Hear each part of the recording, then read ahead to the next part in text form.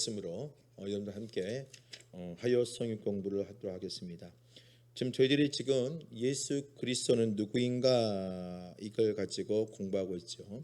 그 중에 예수님이 두 번째 시간에 예수님이 어떤 일을 하셨나라고 했을 때에 저번 주에 복음을 전하셨고 또 예수님께서 십자가의 속죄 제물이 되셨다라고 말씀을 드렸습니다. 오늘은 세 번째로요. 예수님이 이 땅에 오셔서 어떤 일을 하셨는가 가장 귀한 부분을 오늘 다루려고 합니다. 먼저 기도하고 시작하겠습니다. 하나님 감사합니다. 오늘도 공부하는 데에 저희들 함께하여 주시고 은혜 내려주시고 부족함이 없도록 인도해 주옵소서.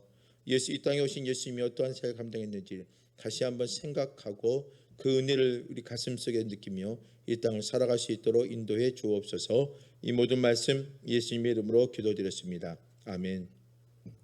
자, 예수님께서 하신 일이 무엇일까요? 분명히 예수님께서 복음을 전하셨던 것은 당연하죠.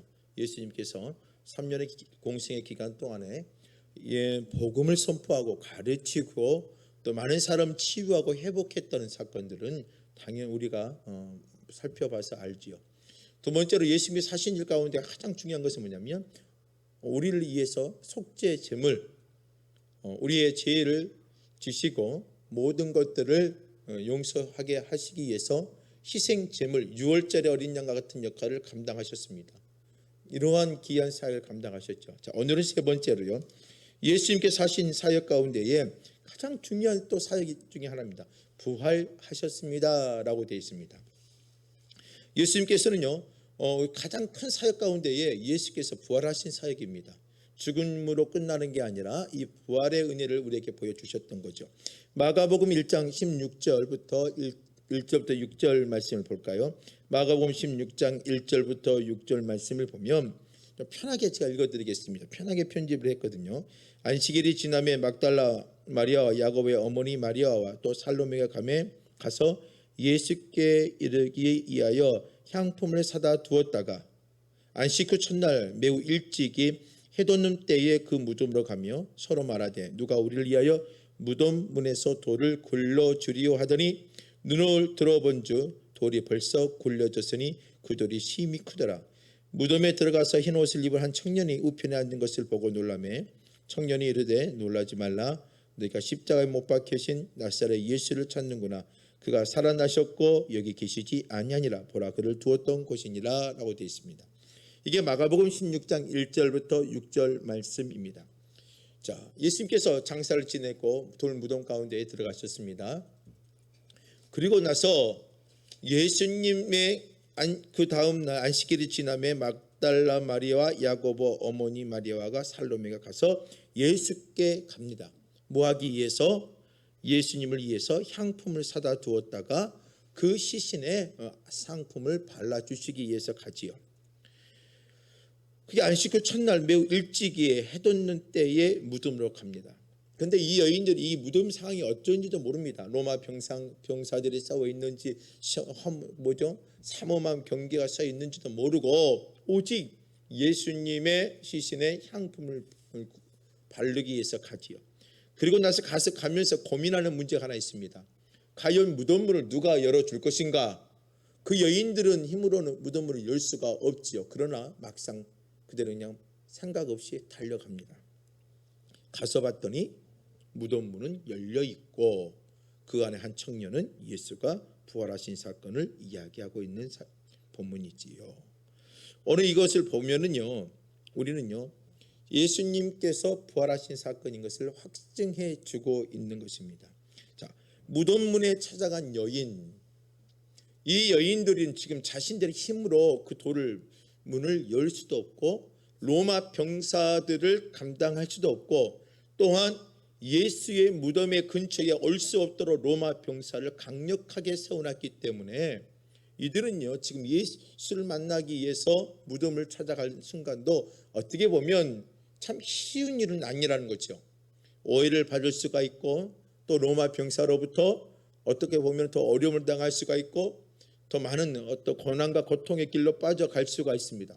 그런데 이 여인들은요, 그 또한도 생각하지 않고 오직 죽어있고 장사된 그 예수님의 향품을 바르기 위해서 간 것뿐입니다. 그런데 그 여인들이 본 것은 무덤 문이 열려져 있는 거고 그 무덤 안에 예수가 없는 것입니다. 여러분들 이처럼 이 여인들은 슬픈 마음을 갖고 갔고 실망과 낙심 그리고 예수의 죽으심 앞에 그들은요 어떤 생각을 가졌을까요? 어떻게 보면 자기들이 가져왔던 모든 것들이 하루아침에 다 무너져 버린 거고 실망스러운 볼 수밖에 없습니다. 그런데에 예수의 부활의 사건은 오늘 이 여인들이 실망되고 예수가 죽었고 부활에 대한 소망도 없고 부활에 대한 어떤 인식도 하지 못하고 그 십자가의 처형의 사건만 생각하고 있는 그 여인들 앞에 어떤 일이 벌어졌어요? 희망의 모습이 보인 거죠. 예수님이 무덤에 계시지 아니한 겁니다. 그래서 우리 본문의 말씀 26장 1절부터 6절은요 우리에게 뭘 가르쳐 주느냐? 예수 그리스도의 부활은요 우리에게는 확실한 소망이 되어지고 있다는 것을 가르쳐 줍니다. 막달라 마리아나 그리고 야고보의 어머니 마리아나 살로메 이들의 마음속에는 실망이 있고 수많은 사람들이 이 무덤 근처에 올 수가 없습니다. 예수를 아는 사람들은 도망쳐 버렸고 예수를 아는 사람들은 그 무덤에 근처도 오지도 않습니다. 그런데 이 여인들은요 그 손에 들고 있는 것이 향품이에요. 예수님이 부활하셨다는 그런 기대 자체를 하지 않는 거죠. 그런데에 오늘 이 무덤은 뭘 가르쳐 줍니까?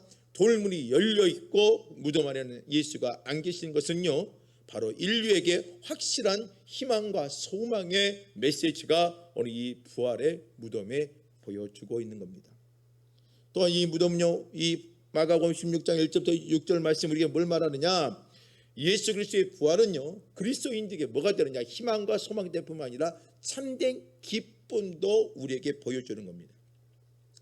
향이 옥합 아니요 그 어떤 거기 향품 이 향품은 죽은 자에게 바르기 위해서 갖고 온 향품이에요. 그런데 와서 보니까 죽은 자는 없고 예수는 없는 거예요. 예수가 부활하신 그 공간을 보는 순간에 어떻게 되어집니까? 낙심은 사라지고 그 안에 소망과 희망의 모습을 갖고 있습니다. 또한 이 부활하신 무덤의 문은 뭘 말해주느냐?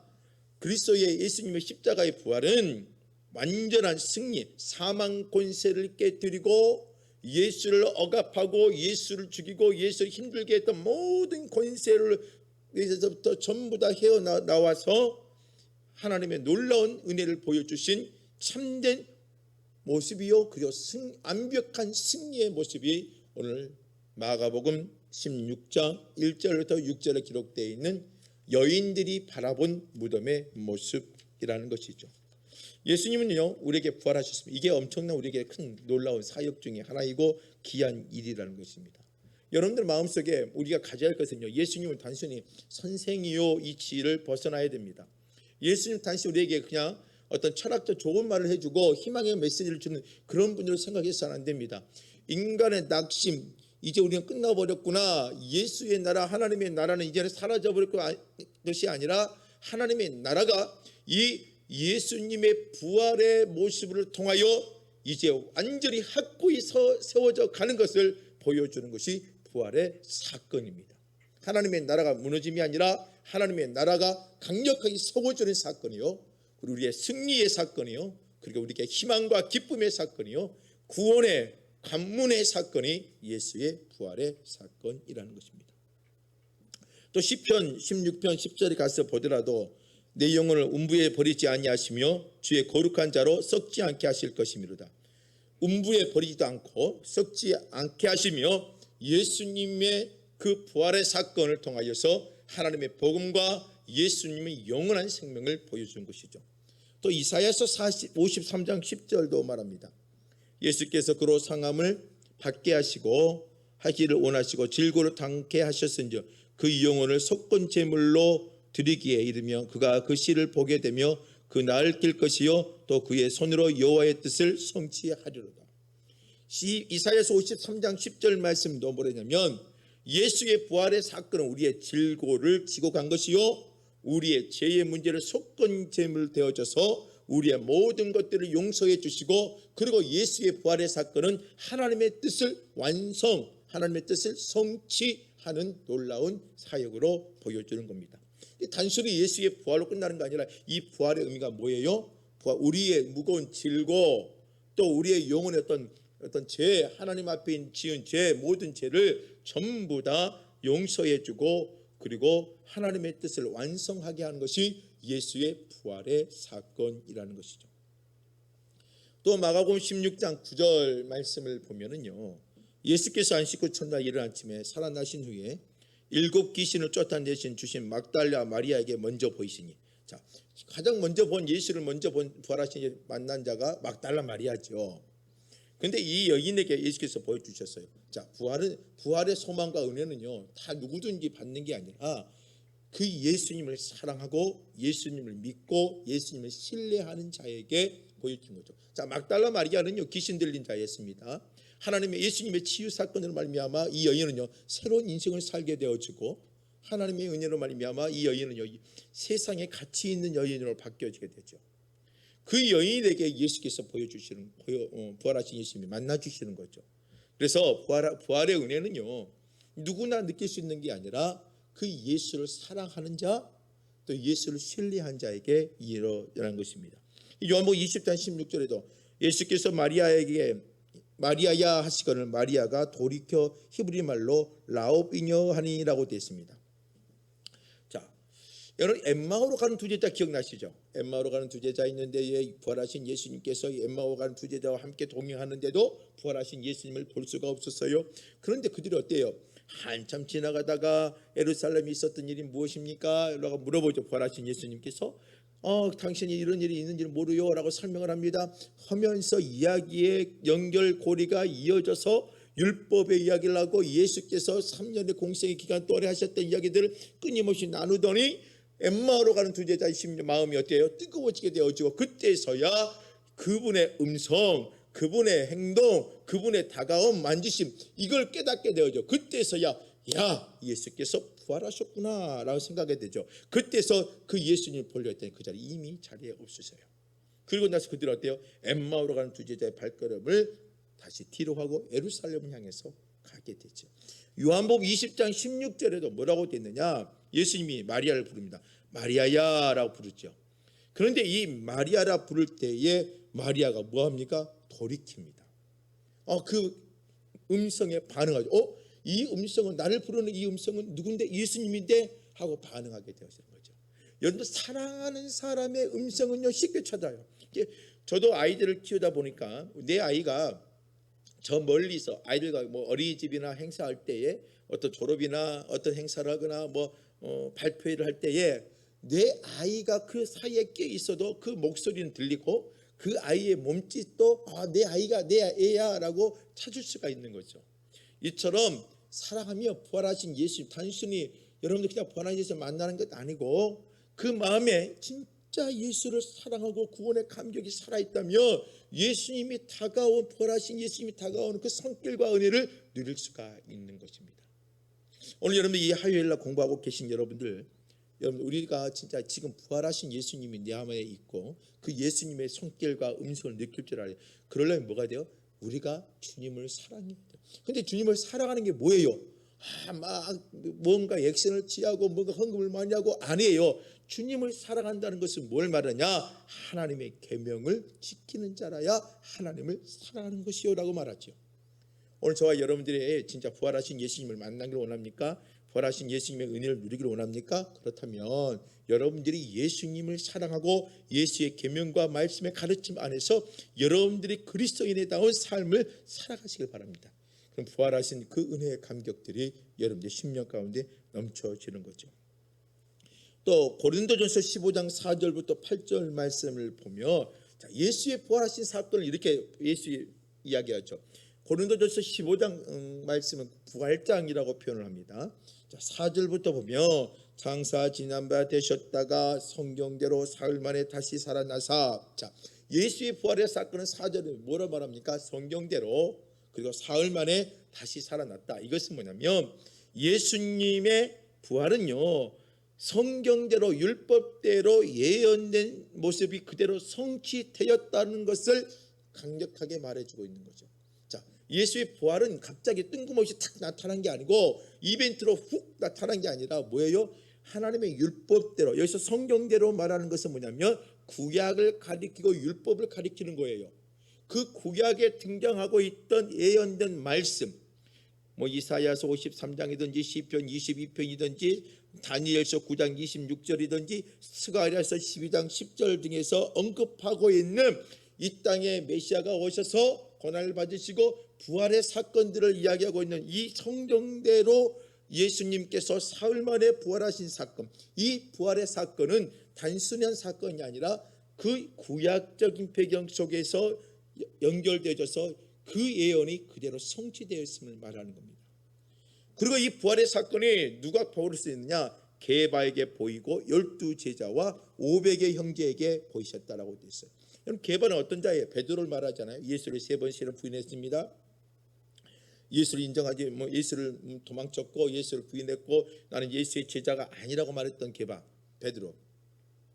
그러나 그런 게바에도 보입니다. 이 부활의 사건은요, 특별한 자만이 보는 게 아니라 예수를 부인했고 신뢰하지 못했지만 그걸 깨닫고 다시 예수의 제자의 삶을 감당하는 이 베드로에게도 보이셨고, 또 12제자에게 하나님의 말씀을 가리키고 예수의 말씀을 보고 예수와 함께 했던 자들, 이 12제자들에게도 보이시고, 그리고 야고보, 여기서 나타나는 야고보는 누굴 말하느냐면은 예수의 동생 야고보로 추정을 합니다.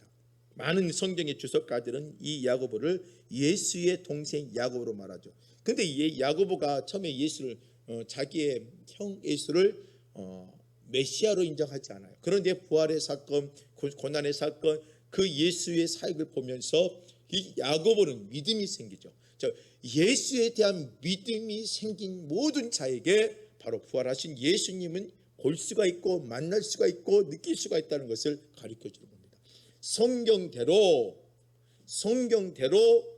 부활하신 예수 그리스도를 진짜로 연약한 인간 게바 같은 베드로에게도, 그리고 12제자 예수를 따라다니며 그 열심히 했던 제자들에게도, 그리고 처음에는 읽지도 못했지만 야고보처럼 나중에 예수를 신뢰하고 믿고 메시아로 받아들인 이 야고보에게도, 그 다음에 또 누가 나옵니까? 맨 나중에 만삭되지 못한 자 같은 바울에게도 뭐하게 됩니까? 부활하신 예수님을 보이게 되어졌다는 거죠. 오늘 저와 여러분도 이 땅에 있는 저와 여러분도 마찬가지예요. 부활하신 예수님을 볼 수가 있습니다. 만날 수가 있습니다. 어떻게 하면은요, 오늘 저와 여러분들이 그 예수님에 대한 신뢰와 믿음이 있다면 이 부활의 은혜를 누릴 수가 있다는 것입니다. 예수께서 하신 일은 이 부활의 사건이라는 것입니다. 여러분들 예수님께서 복음을 가르치셨고 뭐 좋은 진리의 말씀 다 전하셨고 회당에서 가르치시고 율법을 가르치고 병자를 치유하고 연약한 자를 다 세웠어요. 이 엄청난 귀한 일을 감당하셨잖아요. 속죄 제물로서의 역할도 감당하셨어요. 그런데 가장 극치는 어디에 있느냐? 예수의 부활의 사건이 우리의 복음의 정점이라는 것입니다. 이 예수의 이 부활의 사건 때문에 이 땅에 2000년의 역사가 넘는, 이제는 뭐 2000년의 역사가 훌쩍 넘어버렸지만 여러분들 이 역사의 흐름 속에 복음과 이 성경과 십자가의 은혜는 변함없이 똑같이 사람을 만지시고 변화시키고 힘이 되어지고 또 기적을 만들고 이적을 만들어가는 하나님의 귀한 은혜가 되어지는 겁니다. 오늘 이 예수의 부활하신 사건의 은혜를 더욱더 깊이 있게 묵상하는 자가 되시길 바랍니다. 그러면 예수의 부활의 몸은 과연 어떤 몸입니까? 예수께서 부활하셨으니까 신령한 몸이다. 맞습니다. 그런데 예수의 부활의 모습 속에는요, 몇 가지 중요한 게 있습니다. 요한복음 20장 20절 말씀해 볼까요? 이 말씀을 하시고 손과 옆구리를 보이시니 제자들이 주를 보고 기뻐하였다라고 됐습니다. 또 누가복음 24장 39절 말씀을 보니까 내 손과 발을 보고 나인 줄 알라. 또 나를 만져보라. 영은 살과 뼈가 없으되 너의 보는 바와 같이 나는 있느니라. 예수님의 부활하신 몸은요, 살과 뼈가 있는 완벽한 육체를 가졌다는 겁니다. 단순한 영의 문제가 아니라 여러분들 이 부활의 첫 열매가 됐죠. 자, 예수님께서 우리의 부활의 첫 열매가 됐습니다. 우리도 그 부활의 첫 열매를 따라서 예수님의 나라, 하나님의 나라에 들어가 이러한 몸을 가질 수 있는 거죠. 봤더니 예수가 부활의 첫 열매된 모습 속에 뭐가 있습니까? 완벽한 이 몸은 살과 뼈가 있는 완벽한 육체의 부활의 사건을 보여주었다는 것입니다. 또 그뿐만 아니에요. 요한복음 20장 19절 말씀을 보면 이날 곧 안식구 첫날 저녁 때에 제자들이 유대인들을 두려워하여 모인 곳에 문들을 닫혔더니 예수께서 오사 가운데 서서 이르시되 너희의 평강이 있을지어다.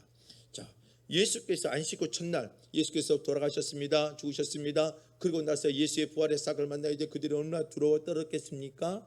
또 예수를 따랐던 많은 사람들이 예수의 죽은 이후에 그들이 얼마나 부담되고 힘든 과정을 겪었겠습니까? 사도행전에 보더라도 마가의 다락방에 120명이 모였지만 그들이 120명이 모여서 두려움 떨 가운데 존재하고 있었습니다. 그런데에 요한복음 20장에 보니까 제자들이 유대인들을 두려워 모인 곳이 있는데 문을 닫혀놨어요. 근데 그때 그 문을 닫힌 문을 예수님께서 들어오시는 거죠. 그래서 예수님의 부활은요, 완벽한 육체의 부활이지만 공간을 초월할 수 있는 신령한 몸을 소유하신 부활의 모습을 보여주고 있습니다.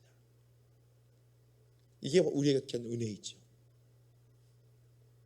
또 누가복음 24장에 가서 보면 부활하신 예수님의 몸을 이렇게 설명합니다. 30절, 42절, 43절 이렇게 되어 있죠. 그들과 함께 음식 잡수실 때에 떡을 가지사 축사하시고 떼어 그들에게 주시니 이에 구운 생선 한 토막을 드리니 받으사 그 앞에서 잡수시더라. 보니까는요, 부활하신 예수님께서 뭘 했어요? 그들과 함께 음식을 나눕니다. 음식을 함께 하고 자신의 제자들이 볼 수 있고 만질 수 있고 육신을 지니고 있으며 인격적인 교제와 만남을 할 수 있는 주님의 완벽한 부활을 보여주십니다. 그냥 형체로만 왔다 갔다 하는 게 아니었어요. 예수님께서 부활하신 것은요, 완벽한 육신의 부활이었고 신령한 몸을 소유했고, 그다음에 예수의 부활은 뭐예요? 그들과 함께 음식을 나누시고 잡수시며 그리고 떡을 떼어주며 그리고 그들과 함께 뭐예요? 제자들과 함께 또 대화를 나누고 인격적인 만남과 교제를 할 수 있는 진짜 완벽한 예수 그리스도의 몸의 부활을 보여주고 있습니다. 얼마나 멋있어요? 우리 예수님의 부활이 단순히 영적으로 그냥 뭐의 형상으로서만 끝나는 게 아니었던 거죠. 예수의 부활은 완벽해서 우리와 함께 부활하신 예수님이 제자와 함께 음식을 나누고 그들과 함께 대화를 나누고 또 그들에게 제자들이 두려워 떠는 자들에게 다가와서 평강이 있으리라 하면서 그들에게 희망과 위로가 주는 예수 그리스도. 예수님께서는 어때요? 십자가에 전에 있던 예수님이나 부활하신 예수 그리스도의 그 모습이나 동일한 모습을 보인 거죠. 완벽한 인간, 우리와 함께 대화할 수 있는 예수 그리스도, 그리고 우리의 마음을 위로해 평강해 주신 예수 그리스도.